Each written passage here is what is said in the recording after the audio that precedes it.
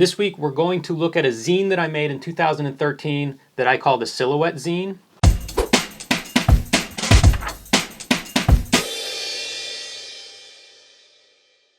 Welcome to Cartoonist Kayfabe Show and Tell. My name is Jim Rugg. My name is Ed Piscor. The Silhouette Zine was commissioned by a local arts group, CSA. They would organize local artists to create some reproducible piece of art and then sell it as shares the way farms would sell CSAs. Art shares? Art shares, exactly. That's even what they called them. Basically, they paid me to make a zine, is the way I look at it. This project, I like making stuff, making books. I'm in the process of hard binding books by hand right now. It's just something I enjoy making this stuff. So besides making comics, I also make zines. I've gotten interested in book arts.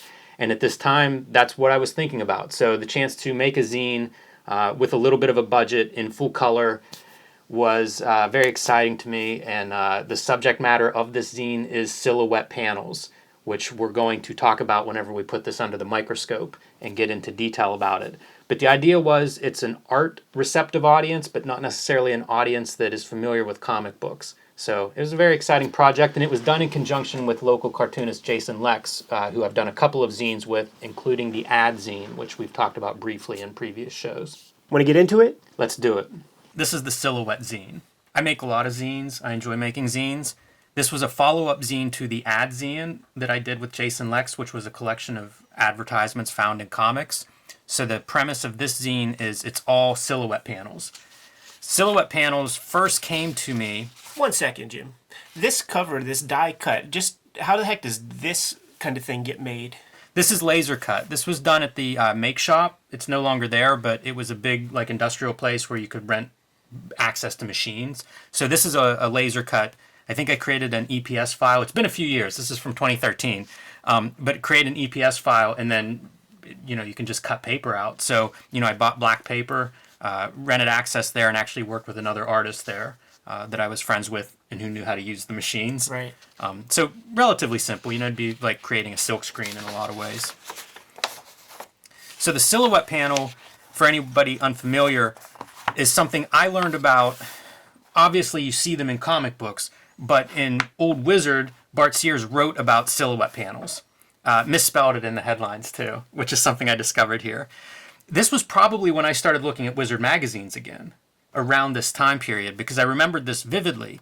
And he kind of goes through and he talks about how silhouettes are used in comics. They're used to read quickly, to focus action, basically simplifying information. If you think of comics as visual information, a silhouette's a very simplified version of that. So it's something that can be read quickly and focus your eye very easily. We also know silhouettes as being a character design mechanism, and that you should recognize a character through its silhouette. So there's lots of positive things that silhouettes have, I think, influence on comics and cartoonists. So that was something that this is probably where I first become aware of it whenever I was a little kid, and then starts my interest in Wizard again whenever I go back looking for this article. Yeah, so it's not cheating.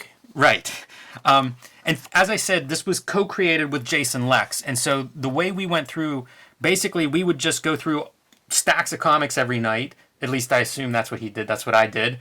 And I would pull out, and flag with a Post-it note any panels that had silhouettes in it. And then we would meet, on a weekend and kind of go through all of these silhouette panels. And the idea is everything in here is a found panel. There's none of my original art in here. It's just found panels. And they're arranged in a way to sort of create a new narrative. So this is like sampling I was interested in at the time. And as I said, it was created for a specific art purpose. And it just felt like this would be a thing that, one, it pays for a color printing of a zine, which was kind of expensive for me to do on my own and try to resell. But with a budget, it was like, okay, this is something to, have some fun with, play with, and get to kind of do this thing of rearranging panels and to try to make sense of them and to make a new narrative. So sometimes they're thematically related, like you'll see here. It's this sequence of flashlights. And one of the interesting things to me is everybody almost uses silhouettes. So, you can have panels with Hernandez Brothers, Clowes, Jim Lee. It sort of runs the gamut. Almost everybody uses this. It's a very common technique, and it goes back virtually throughout the history of comics. So I thought it would be something that somebody that's not into comics, doesn't know much about comics, might really enjoy seeing. I like silhouettes because graphically they stand out. Mike Mignola, one of the great silhouette artists, Paul Galassi from Slash Maraud, David Mazzucchelli. It's just a very fun exercise for me to go through and actually see these. And it was a chance for me to go through. The other thing that's nice is it was a chance for me to go through my collection of comics in a new way. You have boxes of these things, and before we started Cartoonist Kayfabe, they were just collecting dust in a lot of ways.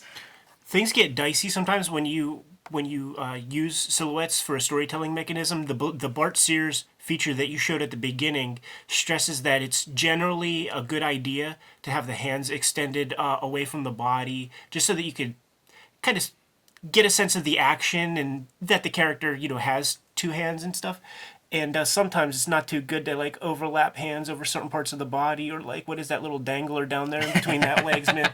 That's Klaus, and he's a master man, but that could be misconstrued. Yeah, and so I would arrange the pages were again like compositional challenges. How do you arrange these if you find some examples that you like? How does it make sense to put them into a book? And so I like this one because it's like very cartoony comics, action, adventure, and alternative comics, and it's very similar color palette, similar action of two characters fighting, reverse silhouette. In this case, this is Frank Miller from Sin City. Al Wiseman does this a lot in Dennis the Menace comics. So is there something more opposite than Sin City than Dennis the Menace? So that's basically what this is, and it crosses boundaries.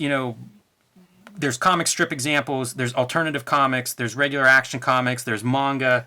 It's pretty universal. There's advertisements. Yes. Pretty universal. Action, calm panels.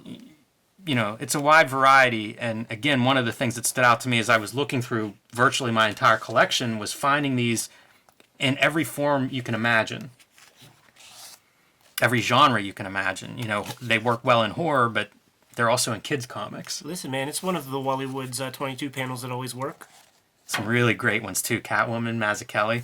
Possibly not a real silhouette, because you see a little bit of a lit-up leg there. Highly controversial, man. That was something we used to fight about. Innovative layouts for a silhouette, where it's a silhouette inside of a zippatoned silhouette. Who is that? Is that Steranko or somebody? I think it's Galassi. Okay.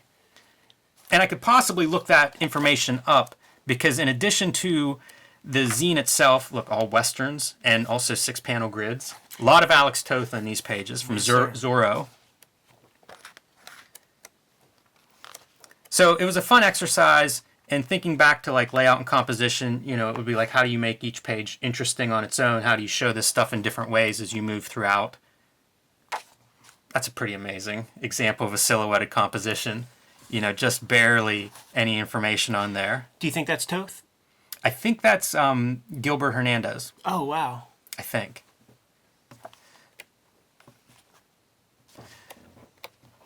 So the other pieces of this, I created this as a series, and it came bagged like a regular comic book would be bagged with the backing board, and I will be showing some of those throughout this video of all the drawings that I did, which was very fun. Again, getting back to the character design and being able to do these often iconic characters in silhouette and how clear they stand out. You really get an example of how that shape informs character design, or how iconic characters have that quality. I have one request for you to show the image of your Galactus Silver Surfer silhouette right now. Done. The other piece that came in the poly bag is this index. So I was thinking a lot about sort of the academia around comics and how I feel like it's deficient. I think that we lack language to describe comics, and that has its own set of ramifications.